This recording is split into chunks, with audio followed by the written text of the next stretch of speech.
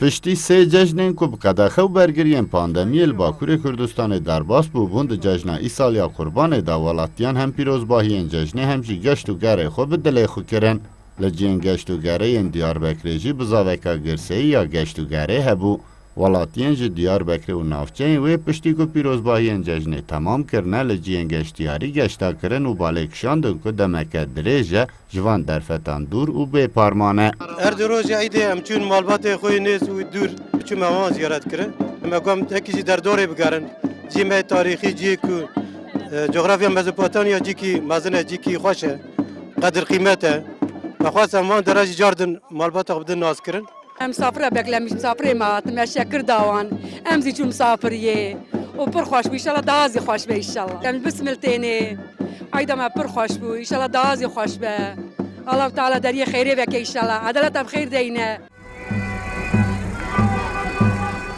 به تایبەت لە دەردۆرە پرە دەهجاویە دیاربەکرێ di گەرماهیە di ser çil dereceyê de jî li ber def û zirnê dîlan hatin gerandin û dîmenên geştiyarî û bûk û zavayên nû ku ji bo li wê bergê wêne bikşînin yên rengîn derketin holê.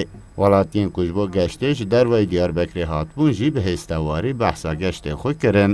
Gezmek için geldik. Em bi hevalên xwe re ji Edeneyê hatin. Di sê roje em digerin. Ez qet naxwazim vegerim. Lê mecbûrî em ê vegerin. Geştên me gelek xweş derbas bûn. Çok derin duygular var. Ez gelek hêstewarim. Ez ji vî bajarî me û 25 sale em li Stenbolê dimînin. Her carekê ku em derfet dibînin tên û li bajarê xwe digerin. Em niha jî bi malbatî hatine. Ola em nedene çûn Merdînê, ev çûn Merdînê xwe geriyan, ev çûn ava spî, اقا گریان خوش به جماعت دیسا مردینه ام شبکه مردینه بان ام سونا دان جربه کردم و جرگر و گریان ام باتمان ایجاندمین ایدم تکستیل işit kin valla zaro karama bu am her ne Diyarbakır Ahmet'e am baş xora bugaran am qasadil on gözliye bu mat nevre cejna işte qurbaniye magum sab zaro ki xora Ahmet'e am bugaran